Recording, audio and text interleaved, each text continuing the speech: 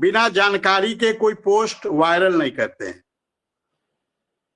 वो जो 22,000 25,000 का समाचार आया, उसको भी हम लोगों ने किसी व्हाट्सएप ग्रुप पे, खासकर मैं अपनी बात कर रहा हूं, मैंने किसी व्हाट्सएप ग्रुप पे उसको वायरल नहीं किया, किसी फेसबुक पेज पे हमने वायरल नहीं किया।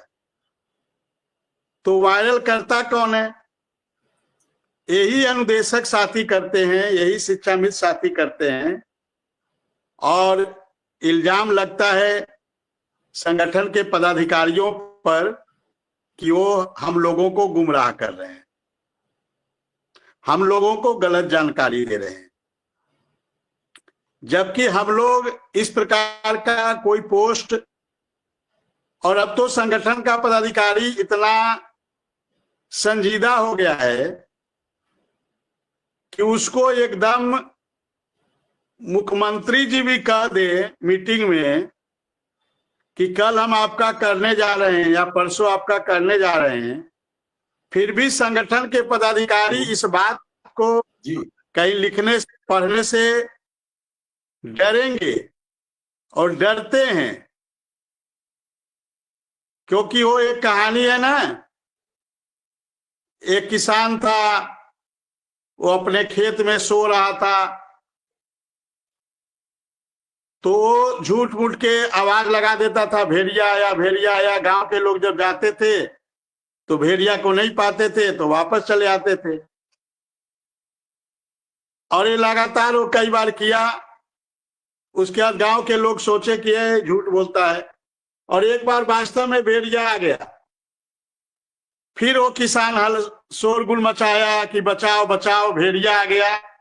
और इस बार गांव का कोई लोग गया ही नहीं। वो कहा, लोग सोचे कि ये उसी प्रकार से झूठ बोल रहा है, कोई भेड़िया नहीं आया, और वास्तव में भेड़िया आया और उस किसान का काम तमाम करके चला गया। तो संगठन के पदाधिकारी देखिए बचते हैं, क्योंकि जो स्थितियां परिस्थितियां हैं, और जो स्थितियां परिस्थितियां चल रही है विशेषकर इस सरकार में,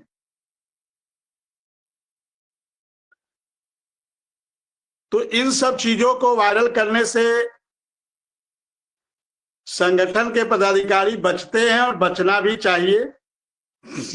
क्योंकि देखिए, कुछ अच्छा हो जाएगा तो भले आपको क्रेडिट मिले ना मिले, लेकिन कुछ बुरा हो जाएगा या नहीं होगा तो उसका इल्जाम आप पे लगेगा। ये दुनिया का दस्तूर है, ये कोई नई बात नहीं है। तो इन सब चीजों से हम लोग तो बचने का प्रयास करते हैं हम लोगों ने। लेकिन देखिए, कहीं ना कहीं कुछ चीजें जो आती है तो कहीं ना कहीं कुछ सच्चाई होती है, तभी वो सब चीजें भी आती है। जैसे एक कहावत है ना कि जब आग लगती है तो धुआं उठता है, तो धुआं उठने का मतलब है कि आग लगने वाली है या आग कहीं लगी हुई है। तो जिन लोगों ने इस प्रकार की समाचार पेपर में, प्रिंट मीडिया में, इलेक्ट्रॉनिक मीडिया में दिया है, तो कहीं ना कहीं कुछ चीजें चल रही हैं तभी दिया गया होगा। हाँ, अब कब होगा ये माननीय मुख्यमंत्री जी तय करेंगे, क्योंकि आप केंद्र की सरकार और उत्तर प्रदेश की सरकार की कार्य संस्कृति को जानते हैं। इस दोनों सरकार में की कार्य संस्कृति में एक समानता है, और ये लगभग हर व्यक्ति जानता है कि अंतिम निर्णय देश में लेना हो तो मोदी जी लेंगे, अंतिम निर्णय उत्तर प्रदेश में लेना हो तो योगी जी लेंगे। ये जब से सरकार बनी है भारतीय जनता पार्टी की, इधर की जो सरकारें हैं, हालांकि पहले की सरकार में इस प्रकार की कार्य संस्कृति नहीं थी, लेकिन इधर जो सरकारें बनी है 2014 में मोदी जी की, क्योंकि हम लोग तो भारतीय जनता पार्टी से जुड़े हुए लोग हैं। 1990 से मैं भारतीय जनता पार्टी से, संघ से, मंदिर से जुड़ा हूं, और पहले की कार्य संस्कृति को भी हम लोग भलीभांति जानते हैं, और इस समय की कार्य संस्कृति को भी भलीभांति देख रहे हैं। तो दोनों कार्य संस्कृति में अंतर रही है। 14 से पहले, 17 से पहले और 14 के बाद और 17 के बाद जो निर्णय है वो उत्तर प्रदेश में योगी जी लेंगे। और उत्तर प्रदेश के अनुदेशक शिक्षा मित्रों का भी जो मामला है उसका निर्णय माननीय मुख्यमंत्री जी को, योगी जी को ही लेना है। अब योगी जी से कोई व्यक्ति कह सकता है, उनसे बोल सकता है कि महाराज जी इस शिक्षा मित्रों का काम कर दीजिए, अनुदेशकों का काम कर दीजिए, इन लोगों के मानदेय को बढ़ा दीजिए, ये लोग बड़ी परेशान है, पीड़ित हैं, शोषित है, सारी बातें लोग कहते हैं। लेकिन किस दिन और किस डेट पे करना है ये तय मुख्यमंत्री जी को करना है। और जितना इधर प्रयास किया गया, और सबसे बड़ी बात है कि भारतीय जनता पार्टी के 8-8 शिक्षक एमएलसी, हम लोग के अभिभावक आदरणीय श्री चंद शर्मा जी के नेतृत्व में प्रयास कर रहे हैं। ये अनुदेशक शिक्षा मित्रों के लिए सौभाग्य की बात। और जिस प्रकार से प्रयास चल रहा है, कई लोग प्रयास कर रहे हैं, इनके अलावा भी कई लोग प्रयास कर रहे हैं।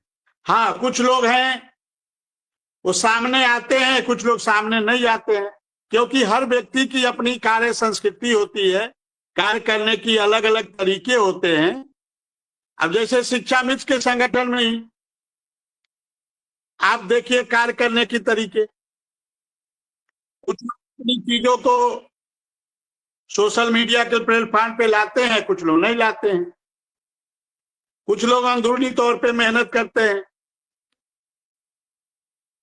और लेकिन चीजें कब होंगी या नहीं होंगी ये माननीय मुख्यमंत्री जी को तय करना है।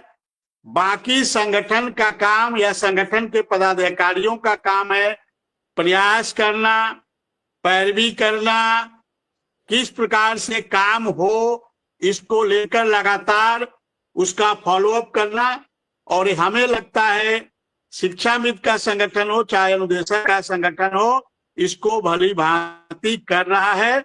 इसमें किसी को शिकायत हो या इसमें कोई कुछ ऐड ऑन करना चाहते हो, कोई आपका सलाह हो, कोई आपका सुझाव हो, तो आप फोन करके, व्हाट्सएप करके आप वो सलाह और सुझाव दीजिए। केवल लेग पुलिंग मत करिए, लेग पुलिंग का काम मत करिए। कुछ लोगों के पोस्ट में देखता हूं कि अरे संगठन क्या कर पाएगा। कहां से शब्द लाए हो कि लेग